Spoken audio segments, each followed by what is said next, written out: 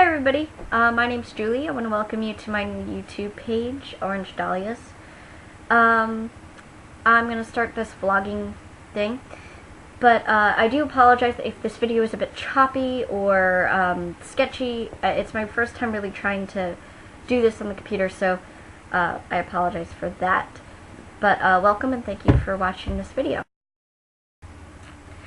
First off, I'd like to talk about, possibly bring up this topic, start off with a quote. The worst thing to call somebody is crazy. It's dismissive. I don't understand this person, so they're crazy. That's bullshit. These people are not crazy. They're strong people. Maybe their environment is a little sick. If you didn't know who that was Dave Chappelle. Dave Chappelle is a comedian, and this is when he appeared on Inside the Actors Studio, and I don't remember exact moment, but he mentions this. And I think it brings up a good point that people that aren't easily understood or don't maybe agree with the majority are often called crazy. Same with anybody with a mental illness or anything of that nature. They're often viewed as this outsider. And I think that's very interesting and sad, really. I know I've experienced that in my life where I may not agree with everybody else, so when I voice my opinion, oh, she's crazy. So, if anybody would like to start up a conversation of that, I'd be more than happy to continue it. Many artists and poets and people of that nature are often viewed as crazy. Such as Sylvia Plath, for example. She was viewed as a depressive, suicidal, crazy person, when in reality, yes, she was depressed, but that did not make her insane by any means.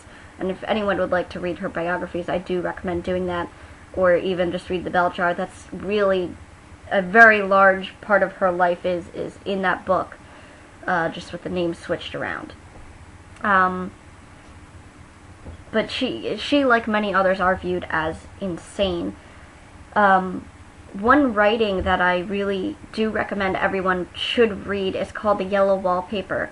It was written in 1892 by Charlotte Perkins Gilman. And if you do find this, you can find it in your local library. You can even look it up online.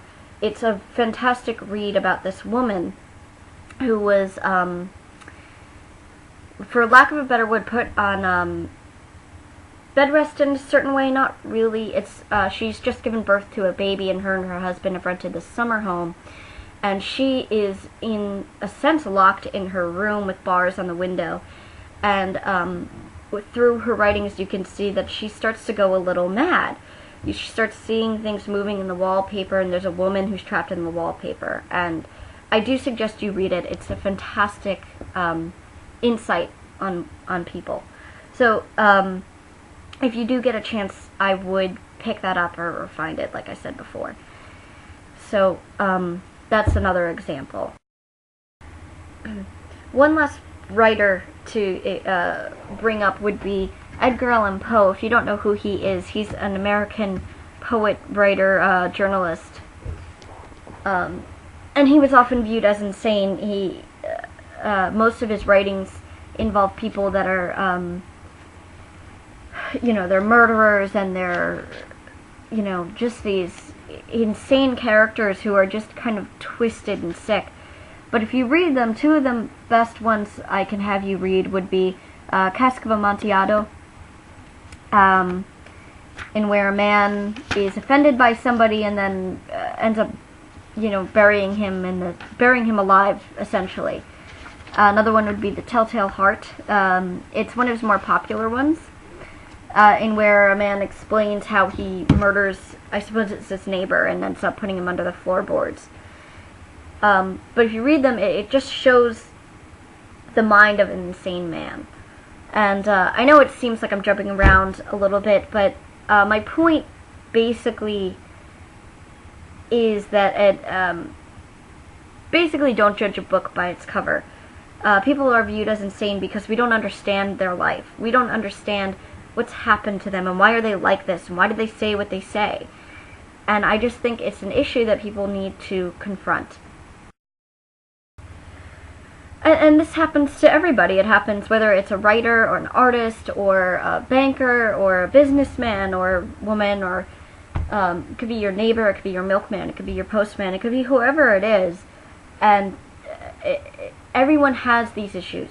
Everyone has these problems of feeling crazy because they're different. And I just know that that's not a comfortable thing, and I just hope that people can come to some kind of understanding of others and be more compassionate.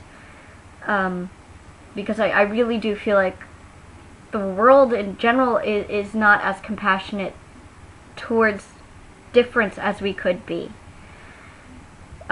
Basically, I would like to just open this up for discussion for anybody who would like, whether you want to post, whether you want to do a video thing.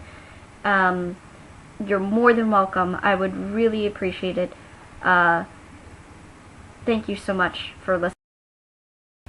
I do hope that you enjoyed this discussion. I know it's a little choppy and maybe it doesn't make as much sense, and I do apologize. I will be continuing